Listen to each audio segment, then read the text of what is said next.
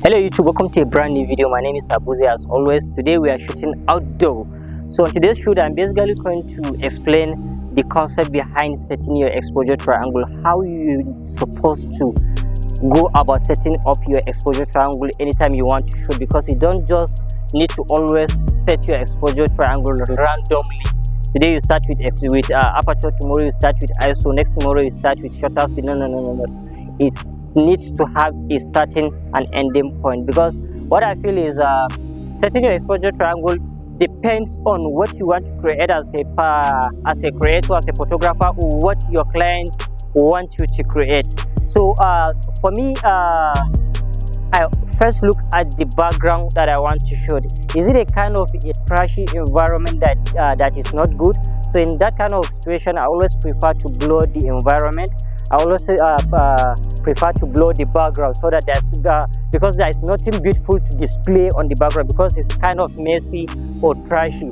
But if I am shooting on a background that there is something beautiful, or my model asks me that she wants to have a picture that people will notice, they snap the picture on a social environment. So in that kind of a shoot, I always prefer to make everything on the background visible, so that people can easily tell this image is being shot at so location. So what I first do is first set my aperture depending on what I want to shoot. Is it a trashy environment, like I said, or is it a meaningful environment that I want people to notice the location that I took the shoot? So if it's in messy environment, like I said, I would prefer to go for a lower aperture, something around f1.8, f1.4, or somewhere around that will blow the imperfection on the background. But if it's a background that I want people to notice or know the location that I should take the shoot, I will always go for a higher aperture, maybe somewhere around f3.5, f4, f5, f6, depending on how I want the background to be visible. So after that, the next thing that I will set is my ISO. So now it depends on, am I shooting indoor or outdoor? Is it around the golden hour, or is it on a very bright sun, like I'm trying to shoot now? So if I'm shooting indoor, I don't have much of a problem. Somewhere around ISO 100, 200, even 300, I can work with that. But if I'm shooting outdoor, I will always prefer to take my ISO very low, somewhere around 100. If my camera can take 50 or 25th ISO, I can go to that level, because I'm finding every way possible to reduce the light sensitivity of my sensor. So lower ISO will work better on outdoor, and I don't mind going a bit higher if I'm shooting at night around the golden hour, or I'm shooting indoor. And then the last thing that I shoot that I set in my exposure triangle is my shutter speed.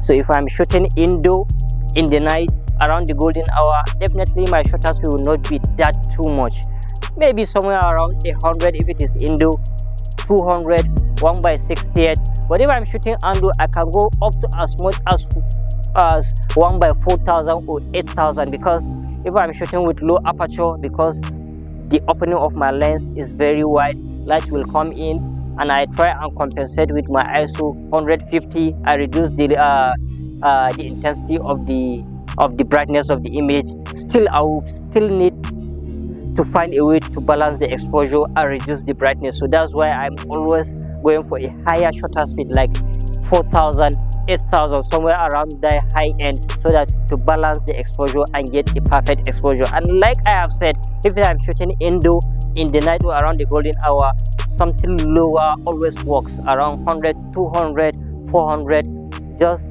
the exact amount of shutter speed that I feel will work on the time that I'm shooting, or on the location that I am about to shoot.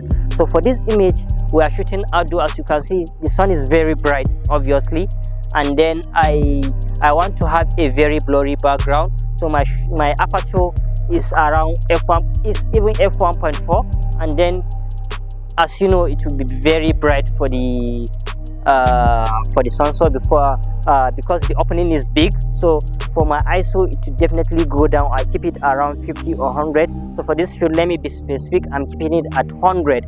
Aperture f1.4, ISO 100, and then I'll crank up my shutter speed somewhere around 4000 or between 4000 to 8000 and balance the exposure to have my desired exposure of the background. Like I always said in my tutorials, exposure settings can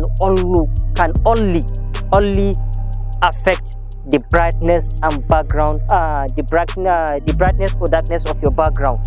So I will use my exposure settings as usual to decide how much brightness I need on my background. So I will then use my flashlight, that's the 8600, because I'm going to be using 8600 as my flashlight, and then collapsible beauty dish, that's the 65 cm for my flashlight, because my flashlight now will only decide how much bright or dark my model will be. Don't forget, your light will only affect your model, and then your shutter speed, aperture, ISO, that's your exposure triangle, will only decide the exposure of the background.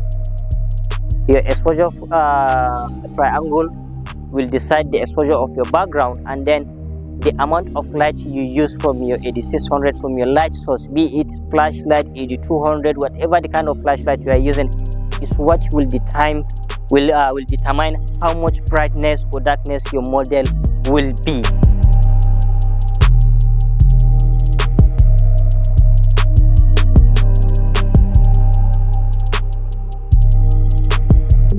We have come to the end of today's video. I hope you learned something, and if you are new here, don't forget to subscribe and like, share, and let's see in another video.